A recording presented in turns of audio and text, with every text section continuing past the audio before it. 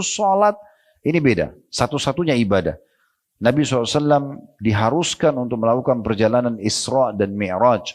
Perjalanan dari Mekah Masjidil Haram ke Masjidil Aqsa di Palestina. Yang kita sudah tahu dalam surah Isra, surah nomor 17 dalam Al-Quran.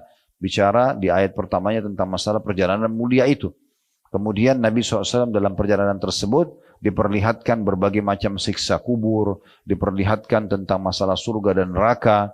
Kemudian beliau dipertemukan dengan ruh para nabi-nabi di Masjid Aqsa dan sempat mengimami mereka sholat dengan hikmah Allah Subhanahu Wa Taala. Lalu Mi'raj ke langit, bertemu dengan nabi-nabi lagi di langit pertama sampai langit ketujuh. Dan sampai akhirnya tiba di Sidratil Muntaha, kemudian menerima perintah sholat. Awalnya sholat itu diperintahkan 50 waktu. Ya, ini kita bisa bayangkan ibu-ibu sekalian, kalau 50 waktu artinya kurang lebih per 10 menit azan. Ya, atau bahkan kurang dari itu. Oleh karena itu waktu Nabi SAW naik dan menerima perintah 50 sholat ini, di langit ketujuh itu ketemu dengan Nabi Ibrahim AS. Nabi Ibrahim tidak bicara apa-apa setelah menerima perintah sholat. Kalau kita bicara hadis tentang Isra Mi'raj ini panjang sekali. Karena ada pembicaraan antara Nabi SAW dengan Nabi-Nabi di 7 lapis langit tersebut. Tetapi yang kita fokus adalah langit ke-6-nya. Di langit ke-6 pada saat selesai menerima perintah sholat 50, itu bertemu dengan Musa AS. Nabi Musa AS ini Nabi yang paling banyak disebutkan namanya dalam Al-Quran. Ya, dan kisahnya sangat rinci. Dari dia lahir sampai disusuin, sampai kemudian dilibatkan ibunya, kakaknya perempuan, terus dibesarkan di istana Fir'aun, dan sekian panjang cerita. Nanti insya Allah kalau ibu-ibu berminat bisa mengikuti tablik akbar kami di Blok M setiap Sabtu. Dia selang-seling dengan serial sahabat di Sabtu kedua, itu tentang kisah-kisah Nabi-Nabi. Dan insya Allah nanti di bulan Desember kita akan masuk di kisah Nabi pertama, Nabi Adam AS, bisa hadir di sana, ngajak kerabat teman-temannya untuk hadir dalam majelis ilmu. Antara duhur dan asar kita akan bahas kisah Nabi dan manusia pertama, Adam AS, dan terus berlanjut kisah-kisah Nabi tersebut. Ringkas ceritanya adalah pada saat Nabi SAW turun dari Sidratul Muntaha, menerima perintah sholat dan akhirnya lewati langit ke-6. Tentu sebelum turun, waktu pertama naik, tempat terjadi diskusi dan bicara dengan nabi-nabi, di antaranya sama Nabi Musa. Tapi ini kita cerita langsung ringkaskan pada saat sudah menerima 50 waktu sholat itu. Nabi Musa AS lalu bertanya kepada Nabi Muhammad SAW, apa yang Tuhan mau perintahkan hai Muhammad? Kata Nabi SAW, 50 waktu sholat. Maka kata Nabi Musa AS, umatmu tidak akan mampu melakukannya. Maka mintalah keringanan. Kemudian Nabi Muhammad SAW naik lalu minta keringanan kepada Allah Subhanahu Wa Taala, lalu Allah meringankan 5 waktu sholat. Artinya masih tersisa 45 waktu sholat. Lalu ketemu lagi dengan Nabi Musa AS, lewat langit ke-7 ketemu Ibrahim. Ibrahim tidak ngomong apa-apa. Langit ke-6 Nabi Musa tahan lagi sebelum turun ke bumi. Apa yang Tuhan mau berikan? Berapa jumlah sholatnya? Kata Nabi Muhammad SAW 45. Kata Nabi Musa masih berat buat umatmu, minta keringanan. Terus saja Nabi Musa AS menahan Nabi SAW, setelah setiap kembali kepada Allah diringankan 5 waktu sholat dari 50 jadi 45, 45 jadi 40, 40 jadi 35, jadi 30, jadi 25, jadi 20, terus begitu sampai sisa 5 saja. Dan ini semua jasa Nabi Musa AS. Karena beliau yang selalu mengatakan masih berat hai Muhammad, minta keringanan. Sedangkan sudah sisa 5 saja kayak sekarang, subuh sampai isya yang sudah kita ketahui. Waktu Nabi Musa bertemu lagi dengan Nabi Muhammad, maka ditanya sisa berapa? Kata Nabi Muhammad SAW 5 waktu sholat. Nabi Musa masih mengatakan masih berat buat umatmu, minta keringanan lagi. Maka kata Nabi Muhammad SAW dalam perkataan yang masyhur, saya sudah malu dengan Tuhanku. Ya, akhirnya Allah pun berfirman pada saat itu kepada Nabi Muhammad SAW, sungguhnya dia 5 waktu sholat tapi mendapatkan nilai 50 waktu sholat. Karena semua amal saleh dalam Islam akan dilipat gandakan menjadi 10 kali lipat. Sebagaimana Allah berfirman, man ja'a bil hasanati falahu asyru amsalihha. Siapa yang melakukan satu perbuatan amal saleh, maka akan dilipat gandakan menjadi 10 kali lipat. Semua, apapun yang ibu-ibu lakukan dari kebaikan-kebaikan, maka akan dilipat gandakan 10 kali lipat ya nilainya. Makanya Nabi SAW misalnya contoh berbicara tentang puasa 3 hari setiap bulan, puasa Iyamul Bid. Kata Nabi SAW, puasa 3 hari setiap bulan pahalanya setahun. Bagaimana nilai setahunnya? Ulama merincikan. Karena 3 hari dalam 1 bulan, setiap amal soleh dilipat gandakan 10 kali lipat. Berarti 1 hari puasa sama dengan 10 hari puasa pahalanya. Jadi kalau puasa 3 hari setiap bulan atau Ayyamul Bid mendapatkan 30 hari pahala puasa. Kalau begitu terus setiap bulan, Ramadan termasuk pasti kita akan puasa. Maka sama dengan pahala setahun. Nah itu yang dimaksudkan karena dilipat gandakan menjadi 10 kali lipat. Allah Subhanahu wa taala Maha mulia, Maha dermawan ya. Sangat suka memberikan yang terbaik kepada hamba-hambanya. Allah tidak akan pernah ibu-ibu sekalian kita minta 1 dikasih 1. Tapi Allah akan memberikan berlipat-lipat ganda dari apa yang kita berikan dan apa yang kita lakukan dari ketaatan kepada Allah Subhanahu wa ta'ala. Ini sholat sangat mulia. Makanya Nabi SAW sangat menjaga. Dan beliau pada saat ditanya dalam hadis yang sahih, amalan apa yang paling afdal, yang paling Allah cintai, paling besar pahalanya. Maka beliau menyebutkan yang pertama, as-salatu ala waktiha. Sholat tepat waktu. Jadi kayak tadi, tepat waktu sholatnya, gitu ya. Makanya tadi waktu kami mau ke sini, begitu kita pertimbangkan tidak sempat keburu sholat ini, kami sholat di masjid yang kami temukan di jalan, supaya tidak ketinggalan awal waktu, gitu kan. Karena memang awal waktu ini mahal sekali. Kalau ibu-ibu ingin mendapatkan pahala maksimal dalam sholat, siapkan 3 hal ini. Ini maksimal pahalanya. Tepat waktu, azan tinggalkan semua aktivitas, udah sholat. Dan wudhunya itu sudah dilakukan sebelum azan. Sehingga tidak ketinggalan sholat qobliyah, tidak ketinggalan doa antara azan dan iqamah yang mustajab, tidak ketinggalan takbiratul ihram pertama imam. Karena mulai imam Allahu Akbar, mulai malaikat catat pahala. Ya.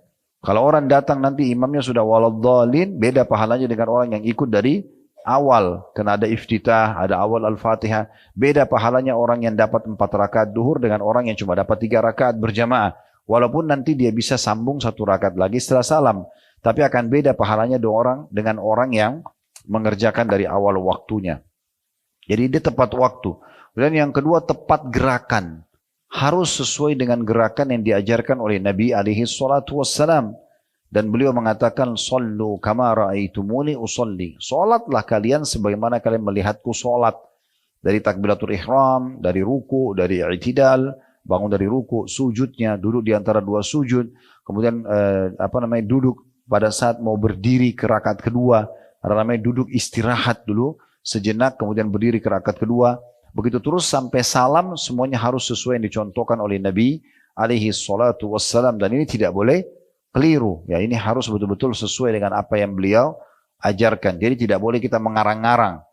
Begitu juga ya, kita harus betul-betul selain tepat waktu, tepat gerakan, dan ini tidak boleh tergesa-gesa, karena salah satu yang membatalkan sholat kalau terburu-buru dalam gerakan sholat. Makanya Imam Bukhari rahimahullah menghususkan bab musi'us sholat, bab tentang orang yang buruk sholatnya. Kejadian seorang sahabat, karena dia buru-buru ingin duduk hadiri majelis Nabi SAW, lalu sholatnya buru-buru sekali, ruku sujudnya cepat sekali. Maka setelah salam, dia datang ke hadapan Nabi SAW, Nabi mengatakan, kembalilah, ulangi sholatmu karena kau belum sholat. Maka orang itu ulangi lagi. Ternyata gerakannya sama juga, buru-buru. Memang sudah begitu cara dia sholat. Dia begitu kembali, Nabi ulangi lagi, mengatakan, kembalilah, ulangi sholatmu karena kau belum sholat. Orang itu kembali lagi ulangi. Ternyata sama juga. Dia juga masih buru-buru. Sampai beberapa kali Nabi suruh dia mengulanginya, sampai dia mengatakan, ya Rasulullah, saya tidak tahu selain ini, tolong ajarkan saya. Barulah Nabi SAW sampaikan, ya. Barulah Nabi SAW menyampaikan, kalau ya sesungguhnya kalau kau ingin sholat maka tegakkanlah tubuhmu dengan tenang, ya. Kemudian setelah tenang, baru kemudian bertakbiratul ihram, baru dengan tenang. Dan tata caranya semua jari-jari kita rapat menghadap ke depan. Ya, semuanya rapat, jangan direnggangkan, dan ini sejajar dengan pundak atau sejajar dengan kuping. Bisa seperti ini atau seperti ini, naik sedikit. Mata dibuka dan menghadap ke tempat sujud. Ya, tidak boleh menutup mata. Ya, karena Nabi SAW mengatakan dalam sebuah hadis, kalau Allah akan terus memandang mata seorang hamba selama matanya menghadap ke tempat sujudnya. Ya. Kemudian setelah menghadap ini semuanya menghadap ke depan, mata menghadap ke tempat sujud, tubuhnya dan tulang belakangnya, ruasnya semua tegak, kemudian baru takbiratul ihram. Ya, bisa dengan dua cara. Dia gerakan dulu, ibu mengangkat tangan kemudian meletakkan ke dadahnya, baru bilang Allahu Akbar, atau ibu bersamaan Allahu Akbar. Dua-duanya bisa. Kalau saya lebih sering, apalagi kalau jadi imam ya, itu lebih tepatnya gerakan dulu baru ucapan. Supaya makmumnya tidak mendahului imam. Jadi misalnya meletakkan dulu, baru bilang Allahu Akbar. Kemudian begitu juga pada saat ruku. Ruku dulu, baru mengatakan Allahu Akbar. Bangun dari ruku atau i'tidal, dengan sangat tenang dulu, gerakan baru bilang Sami Allahu liman hamidah. Begitu seterusnya sampai salam. Jadi gerakan dulu, misalnya salam ke kanan, baru bilang Assalamualaikum warahmatullah, begitu juga ke sebelah kirinya. Tapi boleh saja orang bersamaan dengan gerakan tangannya. Intinya gerakan harus dijaga dengan tenang. Jadi ini standar gerakannya, jangan diubah-ubah. Takbiratul ihram seperti ini, pada saat mau ruku juga sama. Jadi kita nanti begitu Allahu Akbar, pertemukan antara punggung dalam kanan dengan punggung kiri luar, ya, seperti ini, lalu digenggam. Atau bisa mempertemukan pergelangan kanan dengan pergelangan kiri, misalnya seperti ini. Dua-duanya, lalu diletakkan di awal dada. Ini yang disebutkan dalam hadis yang sahih. Jadi Allahu Akbar diletakkan di sini atau digenggam seperti ini. Mata tetap dibuka. Kalau sholatnya sholat sir, kecilin suara, duhur dan asar, dikecilin, bukan dihilangin suara, tetap bersuara cukup yang kita dengar. Jadi mata terbuka, ruas tubuh tulangnya tegak, kemudian tetap mengeluarkan suara. Misalnya, Allahu Akbar. Kemudian mulai baca iftitah, yang kita dengar sendiri, Al-Fatih juga begitu. Jadi jangan hilangin suara. Kalau ibu sudah tutup mata, bacain dalam hati, ruangannya gelap, ini tidur. Ya. Jadi harus buka mata, jelas semuanya, tegak. Ya, setelah begitu baca, saya tidak sebutkan bacaan karena saya kan sudah kita tahu semuanya iftitahnya Al-Fatihah Al-Surah. Kemudian ruku sama, ini kembali lagi Allahu Akbar, mata tetap ke tempat sujud. Ini standarnya. Kemudian ruku dan usahakan punggung ibu itu rata. Caranya gimana? Jadi pada saat ruku ibu jangan tundukin badannya, tapi ibu mengarahkan wajahnya ke depan. Ya. Jadi coba nanti kalau ruku itu kita tegak tetap dan turunnya begini. Jangan turunnya begini, ya. Sehingga bungkuk belakangnya. Jadi caranya turun tegak seperti ini, ya. Sama kalau berdiri juga sama. Kalau berdiri juga sama. Sami Allah liman hamidah, ini tegak aja langsung berdirinya. Ya, jadi kita tegak. Nabi SAW dikatakan dalam riwayat kalau ruku ditaruh bejana air tidak tumpah. Ya, jadi tidak bungkuk, ya. Jadi tegak. Yang saya temukan biasa kalau bapak-bapak biasa saya praktekin, saya suruh berdiri kemudian saya praktekin caranya. Rata-rata semuanya bungkuk. Kenapa? Karena turunnya dia bukan turun lurus ke depan, tapi dia turunnya begini. Ya, sehingga bungkuk pasti, mau nggak mau. Kemudian lutut digenggam. Ya. Biasanya kalau ini sudah kita turunkan rata ke depan, itu terasa sekali otot paha belakang ketarik. Setelah betul-betul gerakannya tenang, baru baca Subhana Rabbiyal Azim 1 kali. Kasih waktu 1 detik saja. Lalu Subhana Rabbiyal Azim 1 detik lagi, baru Subhana Rabbiyal Azim. Itu. Ya. Itu termasuk tidak tumaknina namanya, ya. Karena hal yang ketiga yang harus diperhatikan dalam sholat, tepat bacaan. Jadi tepat waktu, tepat gerakan, tepat bacaan. Ini nggak bisa pisah kalau ibu mau dapat maksimal pahalanya. Karena kalau ibu mau memperbaiki apapun, mulai dari sholat. Apapun, mau perbaiki urusan akhiratnya, hubungannya sama Allah, memperbaiki urusan dunianya, sholatnya dulu. Kalau sholat sudah baik-baik semuanya itu. Gak akan ada masalah lagi. Karena sholat itu awal amal yang dihisab hari kiamat. Dan Nabi SAW sudah bilang, di akhirat nanti, kalau dia baik, dia akan membantu amal lain. Kalau dia buruk, dia akan mengganggu amal lain. Dalam riwayat lain, kalau sholatnya sudah lolos di timbangan amalnya karena bagusnya, maka dia sudah beruntung. Dan kalau dia rusak, maka rugilah dia. Celaka dia. Oleh karena itu harus 3 hal ini berkumpul. Ya, tepat waktu, gerakan dan tempat bacaan. Nah setelah ibu tenang baca dalam ruku, bangunnya sama tadi ya, jadi punggungnya itu naik lurus ke atas. Sami Allahu liman hamidah, mata tetap ke tempat sujud. Ini sama begini. Nah ini ada dua cara, dua-duanya khilaf ulama kembali kepada sebuah hadis yang sama. Disebutkan bahwasanya Nabi SAW kalau bangun dari ruku, anggota tubuh beliau kembali seperti semula. Kembali seperti semula, di sini ulama beda pendapat. Apakah sebelum takbiratul ihram, sehingga sami Allah liman hamidah tangannya kembali ke samping, ya, atau kembali tubuh Nabi SAW itu setelah takbiratul ihram. Pernah lihat gak ada orang sami Allah hamidah kembali tangannya ke dada? Nah itu tidak bisa disalahkan, karena kembali kepada dalil yang sama. Nah, cuma bedanya pendapat pertama ulama bilang yang dimaksud anggota tubuh Nabi SAW kembali seperti semula adalah sebelum takbiratul ihram, makanya ditaruh di samping paha. Dan yang mengatakan setelah takbiratul ihram berarti kembali ke dada. Dua-duanya boleh. Kalau saya sarankan ibu lakukan sesekali selama ada pendapat ulama. Jadi di buku amal kita tercatat pernah gerakan ini, pernah gerakan itu, selama ada dalilnya, ya. Kemudian begitu juga nanti kalau dalam bacaan-bacaan ya, bacaan doa iftitah itu banyak sekali ragamnya. Usahakan dihafal semuanya, diamalkan. Kalau tidak bisa mungkin maksimalkan. Misalnya ada 7 bacaan iftitah, ibu bisa hafal 5, 6. Kalau enggak mungkin 3, 2 atau 1. Tapi paling tidak ada yang ibu pernah praktekin yang kedua, mungkin sekali atau 2 kali. Supaya dalam buku amal kita tercatat kita pernah mengamalkan sunnah-sunnah Nabi alaihi salatu wassalam. Ini kalau kita ingin bahas panjang sekali ya, karena doa iftitah saja itu maknanya sangat dalam dan ragamnya banyak sekali lafadznya. Begitu juga dengan baca Al-Fatihah dengan sangat tenang, masing-masing ayat diberikan haknya. Baca surah juga makin panjang dibaca maka makin besar pahalanya. Oleh karena itu saya sarankan untuk menambah hafalan minimal di juz 30. Jangan inna a'tayna wal asr terus ya. Dan ingat, sholat itu kita yang membutuhkannya. Allah nggak butuh dengan sholat kita. Kenapa banyak orang sholat buru-buru? Karena dia pikir dia store kewajiban. Ini keliru. Allah nggak butuh. Ibu kalau dari lahir sudah bisa sholat, sudah bisa ngomong misalnya. Kan bayi nggak mungkin ya. Tapi kalau misalnya kita anggap bayi itu sudah bisa ngomong, udah faham, udah bisa sholat. Ibu sholat dari bayi sampai umur ibu 200 tahun. Allah tidak butuh dengan sholat itu.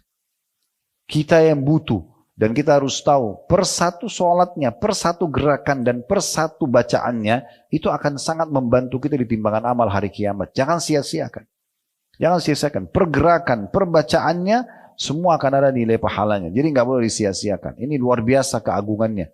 Makanya syaitan berusaha datang merusak amal-amal sholat itu supaya hilang konsentrasinya gitu ya. Makanya kata Nabi SAW, ada orang di hari kiamat tidak terima pahala sholat kecuali 3/4-nya. Ada yang cuma setengah, ada yang cuma sepertiga, ada yang cuma seperempat, ada yang 1/10. Ada yang sholatnya nanti diremukkan seperti pakaian kotor dan dilempar ke wajahnya. Karena tidak sadar, Allah Akbar sadar, salamnya nanti sadarnya setelah salam, gitu kan? Karena semuanya mengkhayal tentang masalah janjian, kunci yang hilang, segala macam gitu ya. Itu karena bisikan syaitan. Jadi harus konsentrasi dengan cara tadi. Buka matanya ya, kemudian sedikit keluaran suara dan kita ya menjaga setiap gerakan dan juga bacaan kita. Ini penting sekali. Kemudian setelah bangun dari ruku pun ini ada macam-macam doanya. Ya, ada macam-macam. Ibu usahakan bisa menghafal dan mengamalkan semua. Kalau bisa, kalau nggak bisa beberapa. Ada subhana rabbil azim, ada subhana rabbil azim wa bihamdi, ada subuhun kudusun rabbul malaikati warruh, ada subhana dzil jabarut wal malakut wal kibriyai wal azama, ada subhanakallahumma bihamdika allahumma gfirli. Banyak doa-doanya bisa kita pilih ya. Jadi kita bisa baca. Begitu juga setelah itu bangun, dan ini minimal bacanya sekali, bisa dibaca 3 kali sampai 10 atau 11 kali. Ya, terkadang Nabi SAW membaca, apalagi di sholat malam beliau sampai 10 atau 11 kali. Begitu juga dengan pada saat sholat istisqa, sholat gerhana, maaf, ya, sholat khusuf dan khusuf, ya, sholat gerhana bulan dan gerhana matahari. Itu kita dianjurkan sholat sampai gerhananya hilang. Jadi lama sekali rukunya dan sujudnya. Bagaimana caranya? Ya kita ulang-ulangi bacaan zikir-zikir ruku tadi. Sami Allahu liman hamida, sama kita berdiri dengan tegak tadi. Kemudian setelah berdiri dengan tegak, dadanya dibusungkan, ini semua pundaknya rata. Sama tadi, ini jangan diubah.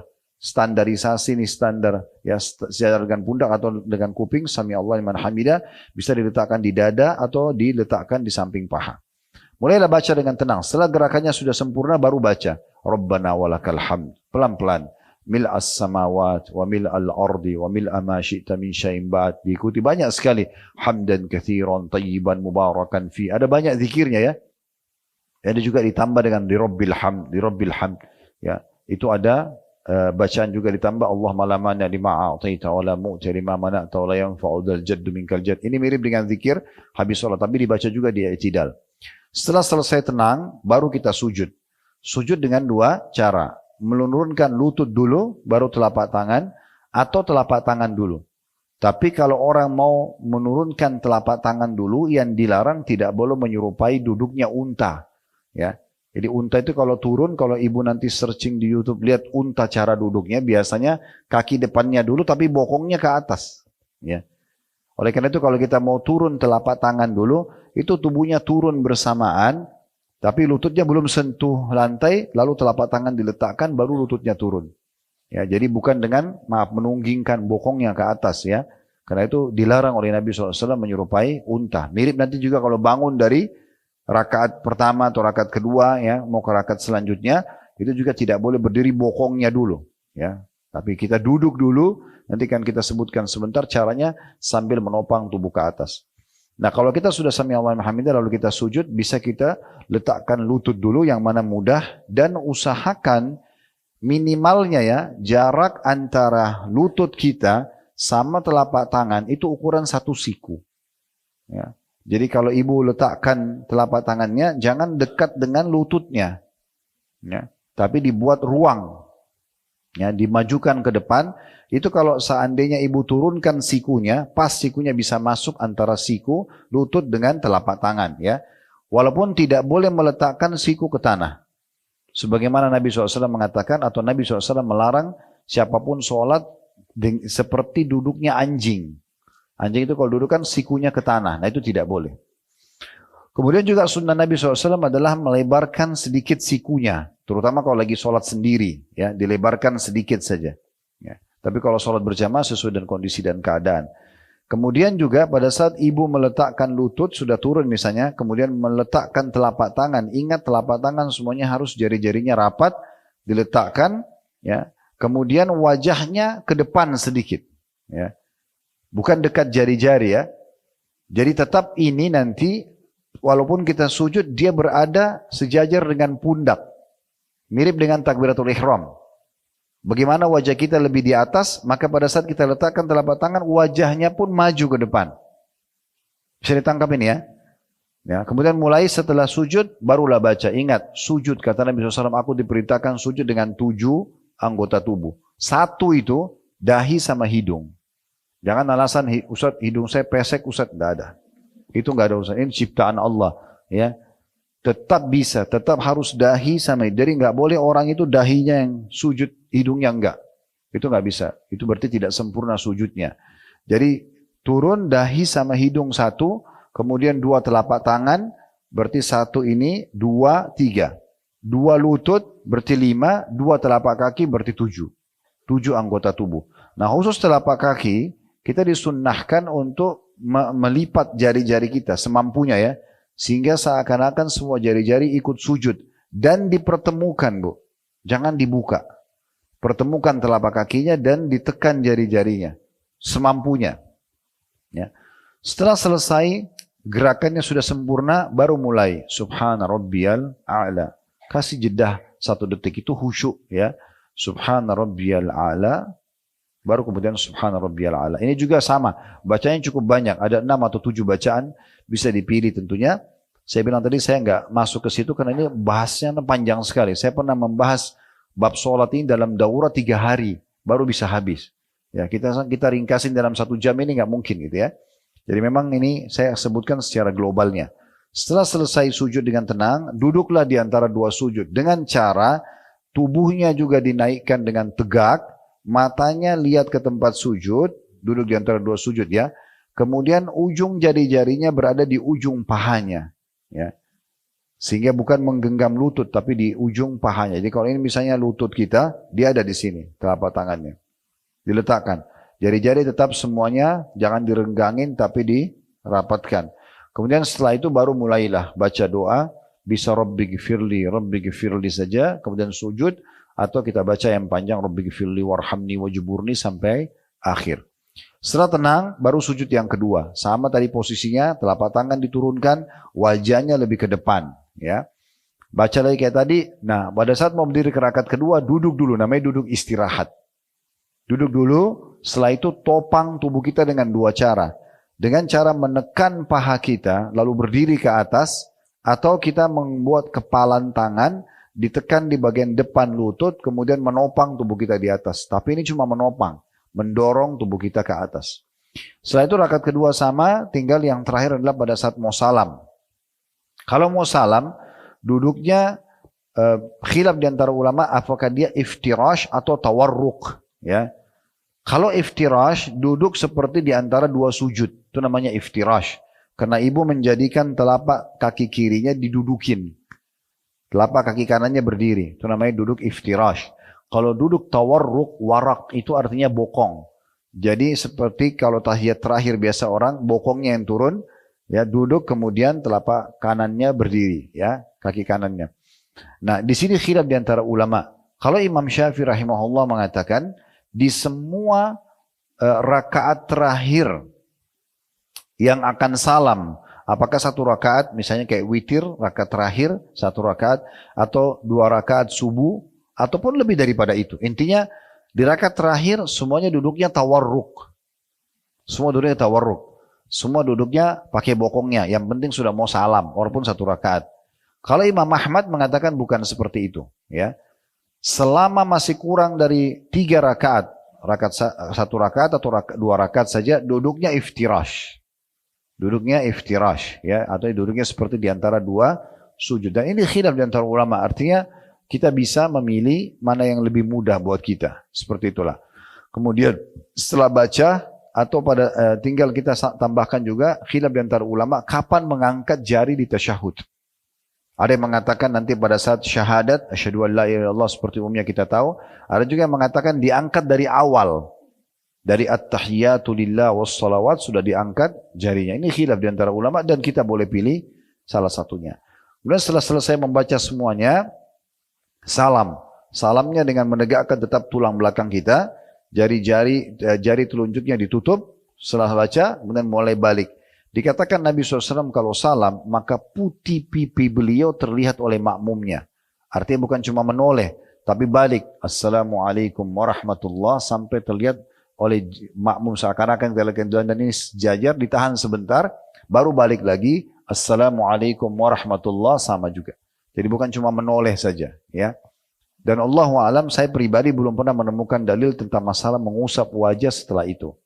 Jadi setelah salam, maka sudah selesai sholatnya. Sudah selesai sholatnya. Jadi 3 hal ini harus diperhatikan, yaitu tepat waktu, tepat gerakan, dan tepat bacaan. Ini saya ringkaskan dari sekian banyak bab sholat itu ya.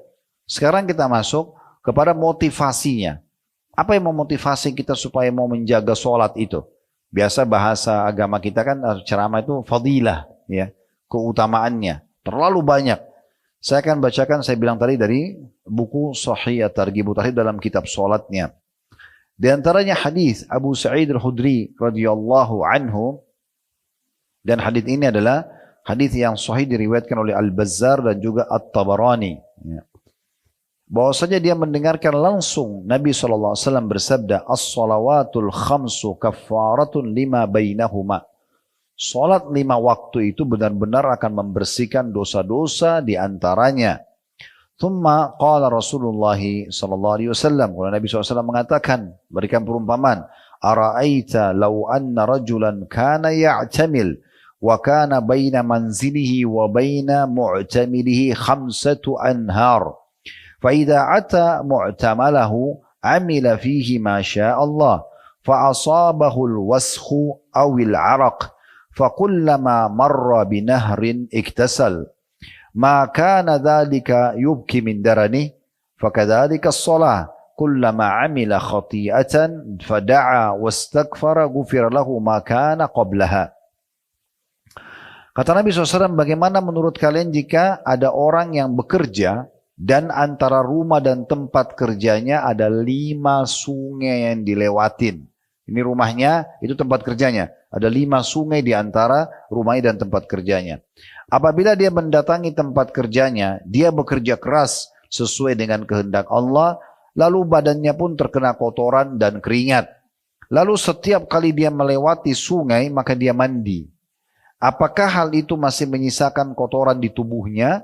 Tanda tanya. Artinya dari tempat kerjanya Bu, dia ada 5 sungai ke rumahnya. Tadi waktu dia pergi dia nggak mandi. Tapi begitu sudah keringatan, sudah kotor, dia pulang ada 5 sungai. Dia mandi di sungai pertama, setelah bersih, dia mandi lagi sungai kedua, bersih, sungai ketiga, bersih, sungai keempat, bersih, sungai kelima, bersih. Baru tiba di rumahnya. Nabi tanya, apakah dengan 5 kali mandi di 5 sungai ini masih ada kotoran tubuhnya? Tanya, tentu kita sudah tahu jawabannya, nggak mungkin ada kotoran, 1 kali mandi aja sudah bersih, apalagi 5 kali. Maka kata Nabi SAW, begitulah sholat. Setiap kali dia melakukan kesalahan lalu dia berdoa dan memohon ampun, maka kesalahan yang telah dilakukannya akan diampuni. Dalam riwayat lain diriwayatkan oleh Imam Muslim dari hadis Jabir radhiyallahu anhu, ini hadis kedua kita. Dia mengatakan bahwasanya Rasulullah SAW bersabda, "Mathalus salawatil khamsi kamathali nahrin jarin ghamrin ala babi ahadikum yaktasilu minhu kulla yaumin 5 marrat." Perumpamaan salat 5 waktu adalah seperti sungai yang mengalir deras di depan pintu salah seorang dari kalian, di mana dia mandi darinya 5 kali setiap harinya. Jadi kalau hadis yang kedua ini lebih ringkas. Nabi SAW berikan gambaran, kalau di depan rumah seseorang di antara kita ada sungai, dia mandi sehari 5 kali. Ya. Maka sudah jelas dia akan bersih dari segala macam kotoran. Ya. Begitu juga dengan hadis yang lain. Hadis yang diriwayatkan oleh At-Tabarani dalam Mu'jam al-Saghir dan Mu'jam al-Awsat dengan sanad hasan. Ini hadis yang ketiga. Dari Abdullah bin Mas'ud radhiyallahu anhu. Ya. Dia berkata, Rasulullah SAW bersabda, "Tahtariqun, tahtariqun, fa idza shallaitumus subha ghasalatha, thumma tahtariqun, tahtariqun, fa idza shallaitumudh dhuhra ghasalatha, thumma tahtariqun, tahtariqun, fa idza shallaitumul asra ghasalatha, thumma tahtariqun, tahtariqun, fa idza shallaitumul maghriba ghasalatha, ثم تحترقون تحترقون فإذا صليتم العشاء غسلتها ثم تنامون فلا يكتب عليكم حتى تستيقظوا." Jadi sebenarnya keutamaan sholat ini banyak sekali hadisnya ya. Saya coba memilah-milah hadis yang mungkin ibu masih jarang dengar. Ya. Apa itu? Di antaranya hadis ini, riwayat Tabarani, dengan sanad hasan. Kata Nabi SAW, kalian terbakar, kalian terbakar. Maksudnya banyaknya dosa yang kalian lakukan ini membawa kalian kepada api neraka. Kalian terbakar, kalian terbakar. Dan apabila kalian sholat subuh, maka ia akan mencucinya atau memadamkan api yang bisa membakar. Kemudian kalian terbakar lagi. Maksudnya buat dosa antara subuh ke duhur.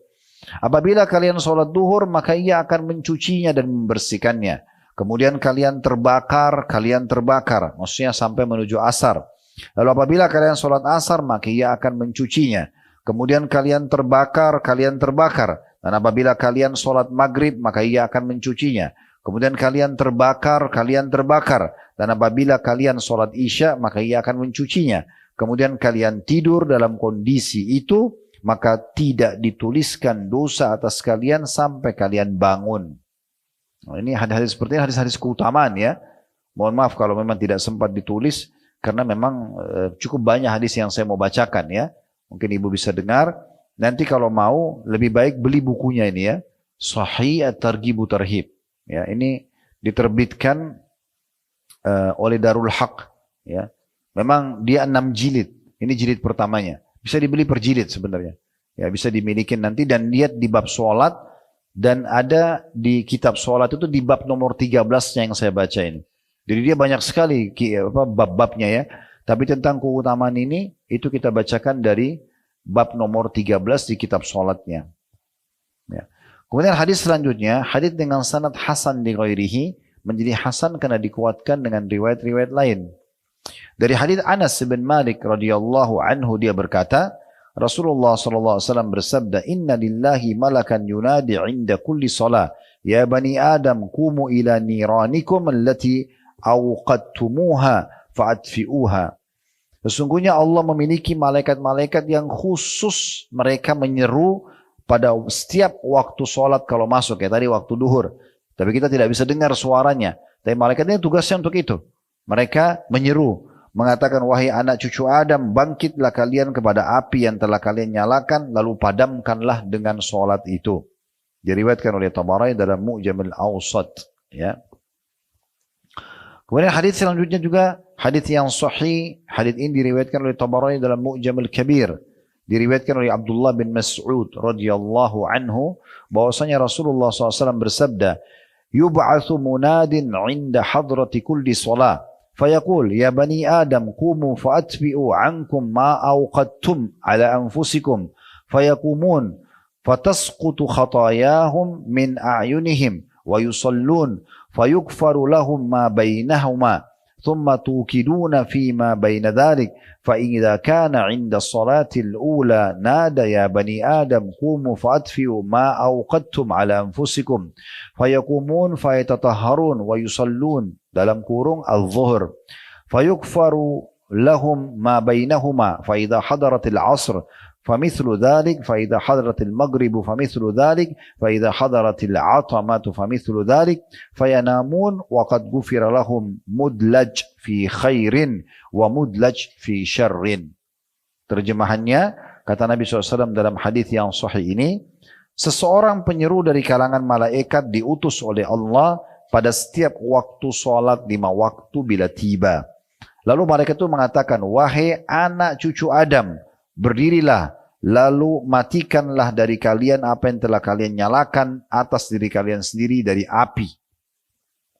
Maka mereka pun berdiri, ya, maka dengan sholat, maka kesalahan-kesalahan mereka berjatuhan dari mata mereka.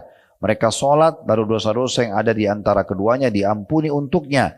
Kemudian kalian menyalakan lagi di antara itu, buat dosa lagi. Lalu ketika sholat pertama telah tiba, dia memanggil, wahai anak cucu Adam, berdiri lalu matikanlah apa yang telah kalian nyalakan atas diri kalian. Mereka pun lalu berdiri lalu bersuci dan menunaikan sholat duhur. Maka dosa-dosa yang ada di antara keduanya diampuni untuknya. Jika asar telah hadir, maka seperti itu. Jika maghrib telah hadir, maka seperti itu. Jika isya telah hadir, maka seperti itu. Lalu dia pun tidur dalam keadaan telah diampuni. Maka ada yang melalui malam dalam keadaan baik, dan ada yang melalui malam dalam keadaan buruk. Artinya ada orang yang memang karena sholat dibersihkan dosa-dosanya, ada orang yang karena tidak sholat maka dia dalam keadaan buruk. Tentu di sini perlu kita garis bawahi ibu-ibu sekalian, yang dimaafkan adalah dosa-dosa kecil, bukan dosa besar, ya. Dosa-dosa kecil. Kalau dosa-dosa besar itu wajib taubat nasuha, sebagaimana Imam Nawawi rahimahullah mengatakan harus melalui 3 syarat. Ini sudah pernah kita jelaskan. Meninggalkan dosa itu seketika, menyesali dan berjanji sama Allah tidak akan mengulanginya. Nah itu baru bisa diampuni dosa besarnya, ya. Hadis selanjutnya adalah hadis yang disebutkan sahih li ghairihi. Ini istilah, maksudnya dia sahih karena dikuatkan dengan riwayat-riwayat lain. Dan ini mauquf, maksudnya hanya sampai ke sahabat. Kalau ibu dengar hadis marfu' berarti sampai ke Nabi. Kalau mauquf hanya sampai ke sahabat, ya. Tapi ini tetap semua kalaupun dari sahabat berarti memang mereka ambil dari Nabi alaihissalam. Tapi kalau misalnya Salman Al-Farisi berkata, Abdullah bin Umar berkata, Abdullah bin Abbas berkata, Umar bin Khattab berkata, lalu kemudian statementnya langsung, itu diistilahkan dengan mauquf, ya, hanya sampai ke sahabat. Dikatakan bahwasanya satu hari Salman pernah berdiri sholat di akhir malam, seolah-olah dia menyaksikan apa yang dia duga sebelumnya. Dia menyampaikan, ya, bahwasanya Salman berkata, ya, maksudnya ini disebutkan oleh Tariq ibn Shihab. Dia berkata, dia pernah menginap di rumah Salman Al-Farisi untuk melihat kesungguhannya dalam ibadah. Lalu dia melihat Salman berdiri di akhir malam seolah-olah dia tidak menyaksikan apa yang dia duga sebelumnya. Maksudnya dia Tidak sangka kalau sampai sehusyuk itu sholatnya. Lalu kemudian Salman berkata setelah salam kepada Tariq ibn Shihab, seorang tabi'in, Tariq ibn Shihab rahimahullah, dan Salman al-Farisi sahabat Nabi. Salman memberikan nasihat kepada muridnya Tariq, mengatakan, "Hafidhu ala hadis salawatil khams, fa innahunna kaffaratun li hadil jirahat, ma lam tusabil maqtala." Jagalah solat 5 waktu itu karena ia adalah pelebur bagi luka-luka atau dosa-dosa kecil selama dosa-dosa besar dihindari. Diriwayatkan oleh At-Tabarani dalam Mu'jamil Kabir. Ini diantaranya. Kemudian juga di dalam hadis yang lain diriwayatkan oleh Al-Bazzar, Ibnu Khuzaimah, Ibnu Hibban. Hadis ini hadis yang sahih dari hadis Amr bin Murrah Al-Juhani. Dia mengatakan radhiyallahu anhum, "Ja'a rajulun ila Nabi sallallahu alaihi wasallam faqala, ya Rasulullah, ara'aita in syahidtu an la ilaha illallah wa annaka Rasulullah wa sallaitu salawatil khams wa addaitu zakah wa sumtu Ramadan wa qumtuhu famimman ana qala minas siddiqin wasyuhada." Sahabat ini mengatakan ada seorang laki-laki datang ke hadapan Nabi SAW dan berkata, "Ya Rasulullah, bagaimana menurut Anda jika aku bersaksi bahwasanya tidak Tuhan yang berhak disembah kecuali Allah dan bahwasanya Anda benar-benar utusan Allah?" 2 kalimat syahadat. Aku juga sholat 5 waktu. Aku juga membayar zakat. Aku juga berpuasa Ramadan dan mendirikan malam Ramadan, maksudnya dengan qiyamul lailnya. Termasuk golongan apakah aku? Kata Nabi SAW, engkau termasuk golongan siddiqin dan syuhada. Maksudnya engkau akan bersama nanti di surga dengan orang-orang yang jujur dan orang-orang yang mati syahid. Saksi bahasanya termasuk sini menjaga 5 waktu sholat.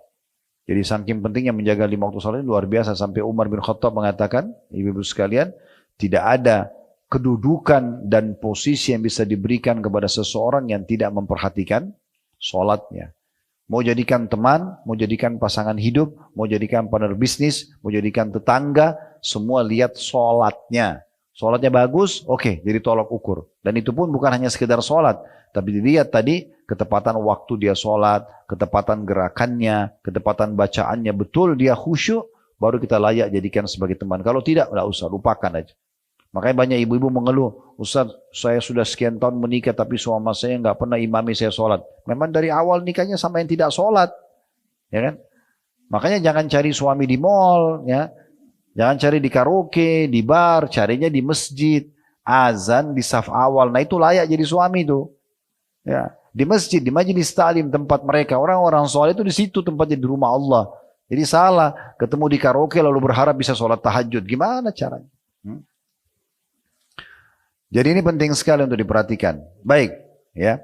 Umar bin Khattab pernah, ibu-ibu sekalian, pada saat beliau ditusuk oleh Abu Lu'lu, itu tusukannya luar biasa. Dari belakang sini, sebelah kanan tulang rusuknya tembus sampai ke depan. Ya, saking dalamnya ditusuk oleh Abu Lu'lu. Ya. Dan waktu dites sama tabibnya, disuruh minum susu, itu keluar dari 2 sisi, dari belakang, dari depan. Jadi udah nggak bisa diobatin. Di masa sekarang aja mungkin walaupun teknologi canggih, mungkin susah diselamatkan gitu ya, apalagi di masa itu. Lalu beliau pingsan karena sakitnya. Pas tiba waktu sholat, di sebelahnya beliau ada Ali bin Abi Thalib, yang pada saat itu tentu sahabat beliau dan penasehatnya, dan sekaligus mertuanya beliau. Karena istri terakhirnya Umar, anaknya Ali bin Abi Thalib, namanya Ummu Kalthum. Ya. Jadi dan di sebelahnya Ali bin Abi Thalib ada Abbas, pamannya Nabi. Maka Abbas berkata kepada Ali, "Bagaimana caranya ini? Azan sudah dikumandangkan. Kita biarkan Amir Mukminin pingsan atau kita bangunkan? Dia lagi pingsan, dia lagi sakit, bukan ketiduran ya. Orang tidur dibangunin gampang. Ini orang pingsan, gimana caranya?" Kata Ali, "Saya tahu caranya. Kita tinggal teriakkan di kupingnya, sholat, dia akan bangun." Itu Umar lagi pingsan, lagi bolong, itu bisa bangun. Maka Ali bilang, "Ya Amir Mukminin, as-shalah." 2 kali atau 3 kali Ali ulangi, Umar langsung bangun. Dalam kondisi pingsan, langsung bangun. Lalu kata Umar, "Ya, tidak ada kedudukan dalam Islam bagi orang yang tidak sholat." Lalu beliau sholat. Itu saking tertanamnya dalam dirinya tentang masalah sholat itu. Ya, itu sholat itu luar biasa. Jadi jangan ibu hanya seperti gerakan biasa saja. Enggak, harus dinikmatin benar setiap gerakannya, setiap bacanya. Ingat selalu itu ya. Tepat waktunya, tepat gerakannya, tepat bacaannya. Mau terbakar apapun di sebelah kita, mau gempa bumi, saya lagi sholat, selesai. Enggak ada urusannya. Gitu kan? Meninggal dalam kondisi itu enggak masalah. Berarti ajal datang. Itu dalam Quran husnul khatimah. Enggak ada masalah. Kenapa harus panik ya dengan hal-hal yang tidak perlu? Apalagi panik hanya karena mau jawab telepon temannya, hanya mau baca WA, akhirnya sholatnya nggak konsentrasi. Ya, ini yang senyum-senyum tahu diri ya. Kita baca selanjutnya dalil hadis yang diangkat setelah itu. Dikatakan hadis ini hasan sahih, diriwayatkan oleh Tabarani dalam Mu'jamul Kabir juga. Dari Salman Al-Farisi radhiyallahu anhu dia berkata bahwasanya Rasulullah sallallahu alaihi wasallam bersabda, "Innal muslima yusalli wa khatayahu marfu'atun ala ra'si. Kullama sajada tahattu anhu fayafrugu min salatihi wa qad tahattat anhu khatayahu." Ini sebenarnya hadisnya banyak saya bilang. Saya coba pilih hadis yang mungkin kita jarang dengar ya. Mudah-mudahan betul memang ibu belum dengar sehingga dapat ilmu baru gitu ya. Ataupun sudah pernah didengar berarti ini mengingatkan kembali ilmu itu juga bagus. Apa kata Nabi SAW? Sesungguhnya seorang muslim melaksanakan sholat sementara dosa-dosanya terangkat di atas kepalanya. Semua dosa kita ditaruh di atas kepala kalau kita lagi sholat. Allah punya cara dengan itu. Setiap kali dia sujud, berguguranlah darinya dosa-dosa itu. Sehingga dia menyelesaikan sholatnya sementara dosa-dosanya telah habis. Di dosa hari itu ditaruh semua di atas kepala kalau lagi sholat, dia sujud jatuh. Dia bangun lagi, kan kedua sujud lagi jatuh lagi. Sampai habis salam, gugur semua dosanya.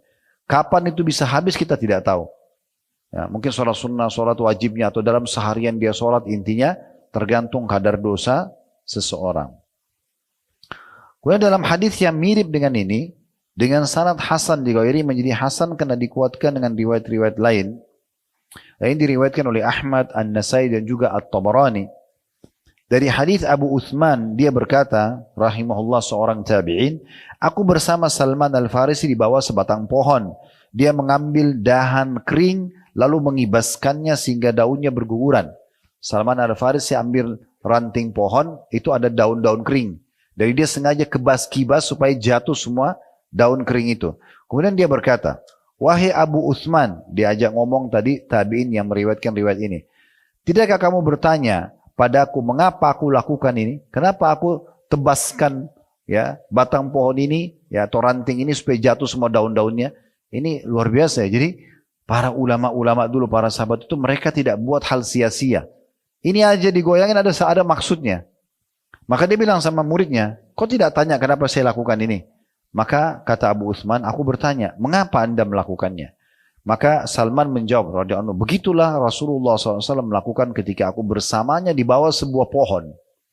Jadi saking ingin menukil murni ajaran Nabi seperti apa, sampai Salman praktekin begitu. Saya juga pernah di bawah pohon begini seperti ini, Nabi juga ambil ranting yang ada daun-daun kering, lalu Nabi juga kebasin. Lalu Nabi tanya juga kepada saya, kamu nggak tanya kenapa saya kebasin ini?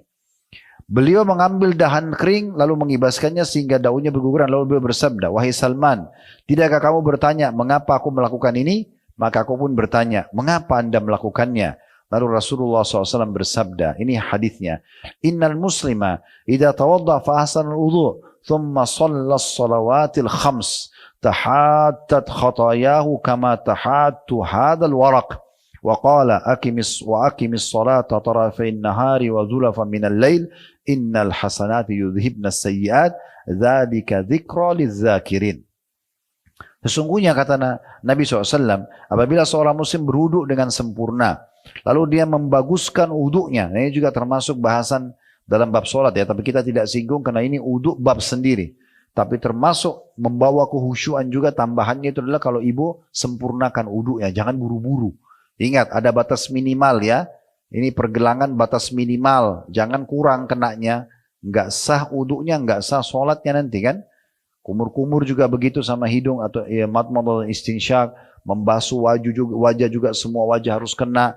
Tangan sampai siku, ingat sikunya. Kadang-kadang kita siram, ini enggak kena ini bagian bawah ya. Begitu juga kepala sampai ke tengkuk, kaki juga minimal mata kaki diusahakan lebihkan. Dan kata Nabi SAW, sesungguhnya perhiasan seorang mukmin pada hari kiamat nanti di surga memenuhi anggota tubuhnya yang terkena dengan wuduknya, gitu ya. Sampai Abu Hurairah pernah wuduk menggulung bajunya sampai ke atas, lalu beliau siram bukan di siku, di atasnya. Ditanya oleh seorang tabi'in, kenapa anda lakukan ini? Dia mengatakan karena saya mendengarkan Rasulullah SAW bersabda, perhiasan seorang mukmin akan dipenuhi tubuhnya yang tersentuh dengan air wuduknya. Jangan dibayangkan ini emas atau perak ya. Perhiasan kita tidak tahu apa. Allah SWT maha kuasa, nanti di surga dikasih apa yang jelas dapat perhiasan gitu ya. Begitu juga nanti anggota tubuh ini akan mengeluarkan cahaya yang terang di hari kiamat. Sebagaimana Nabi SAW bersabda kepada para sahabat. Ini saya datangkan hadis lain dulu, nanti kita kembali ke hadis kita ya. Kata Nabi SAW, saya ingin sekali melihat saudara-saudaraku. Kata para sahabat, ya Rasulullah, kami saudara-saudara anda. Kata Nabi SAW, bukan. Kalian adalah sahabat-sahabatku. Saudara-saudaraku yang datang nanti sepeninggalku. Ya kita-kita ini dianggap saudara oleh Nabi SAW. Maka kata para sahabat, ya Rasulullah, bagaimana anda mengenal mereka? Sementara nanti ketemunya di mahsyar. Kan kita nggak mungkin ketemu Nabi di dunia. Nabi sudah meninggal. Ketemunya nanti di mahsyar, hari kebangkitan. Kata Nabi SAW, kalau seandainya seseorang punya kuda-kuda yang banyak, tapi di antara kuda itu ada kuda yang bagian bulu dahinya, kan kuda itu ada rambutnya di sini ya. Itu berwarna putih dan keempat kakinya bulunya juga berwarna putih. Bisa dibedakan dari kuda-kuda yang lain? Kata para sahabat, tentu ya Rasulullah. Artinya yang lain tidak begitu, tapi dia sendiri kuda ini begitu. Tentu saja bisa dibedain, gitu kan? Maka kata Nabi SAW, begitulah mereka datang hari kiamat dari tempat-tempat wudhu mereka mengeluarkan cahaya yang terang, gitu ya. Jadi tenang ya, jangan buru-buru sekali wudhu. Ini biasa kalau saya jelaskan dalam pelatihan sholat ini, tenang. Dan ingat, jangan mubazir air. Pakai pelan-pelan saja. Jangan keran ini terus sambil ngobrol sama teman. Ini air jalan terus. Ya, nggak boleh mubazir.